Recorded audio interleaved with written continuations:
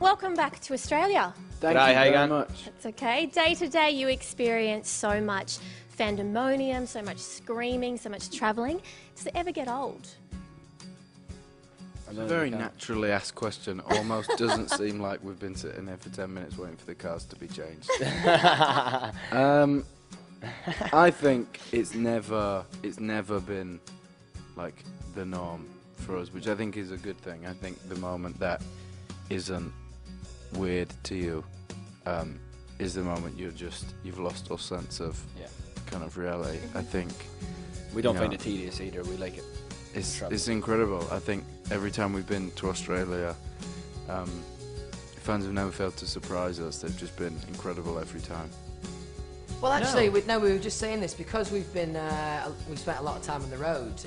We actually only really see our fans at our shows, so it's cool doing things like these award shows where you actually get to see fans on a real mass scale, and we get to go around and take some photos, and yeah, it's cool. It's exciting. But you did experience a stage, because Louis on stage only wears one in-ear, so you did experience a stage where your one ear was hearing better than the other. Yeah, and I was sure that. How are you now, though? Are you better? Well, I went and had it checked out, and the guy said I had it all in my head, but what does he know?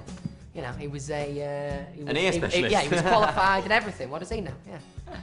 You seem to come back and back. What do you love most about the Aussie girls or women? I think this place is more chilled out than any other place on earth. I'd strongly say that. This is a strong surfing culture, which we love to surf and stuff. And I don't know, it's a nice chill vibe. Yeah, impact on your mood, and the weather's always good here, so everyone's always in a good mood. So when was the last time it was cold here? A couple of weeks ago, you've sort of come on. But what's cold to you? I mean, it's not London cold. Put it that way. But to be honest with you, the other day we were in Florida, and Florida was the coldest it's ever been in its existence. It was. In London, it was warmer than Florida. Yeah. Your new album 4 is incredible. How do you want your fans to feel when they listen to it? A step forward. A step forward. A bit of back in time at the same time. It's kind of an odd feeling, I think, with this album. I think we went for a sound that is kind of old style, but at the same time we wanted to take a step forward and kind of introduce our fans to a new style of music, I guess. Yeah. And I suppose lyrically, we always try and be as relatable as possible, and write about our experiences and other kind of experiences. So I think hopefully they'll be able to relate to what we're saying and feel the same as we felt when we were writing it. Yeah, this album's a lot more personal, I think, and there's songs about a lot of different things. There's one song particularly that's about me and my girlfriend that somebody else wrote. It wasn't Niall, before anyone jumps to conclusions, but it is a lot more personal, and we had a big input on this.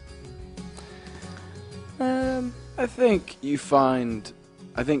from hearing what people like about the album, everyone finds something different that is their favourite song or their favourite couple of songs, and I think it's just you find whatever speaks to you the most and hope that you like it, I guess.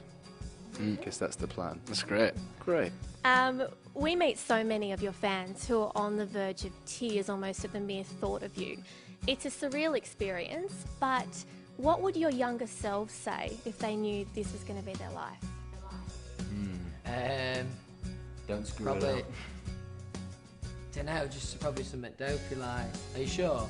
Are you sure that's you in a few years? I'd be like, yeah.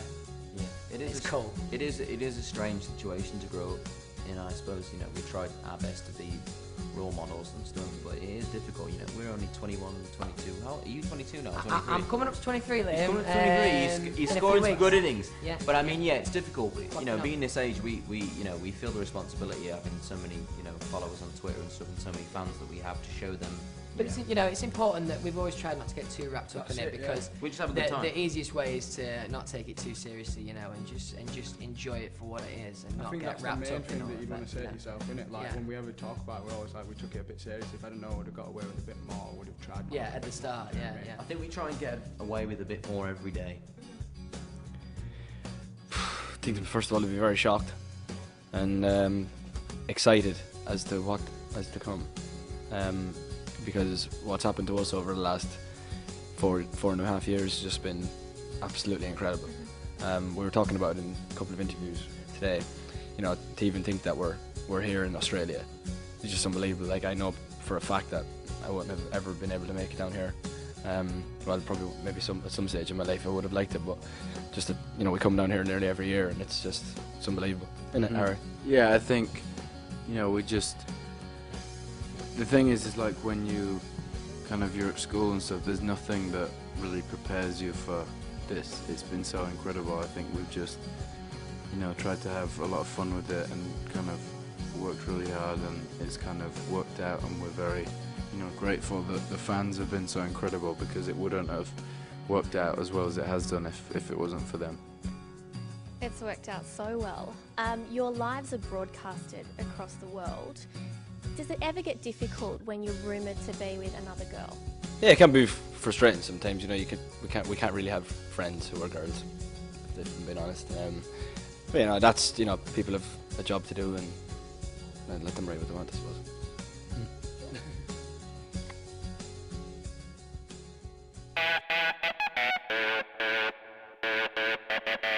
Oh, I just wanna take you anywhere that you like.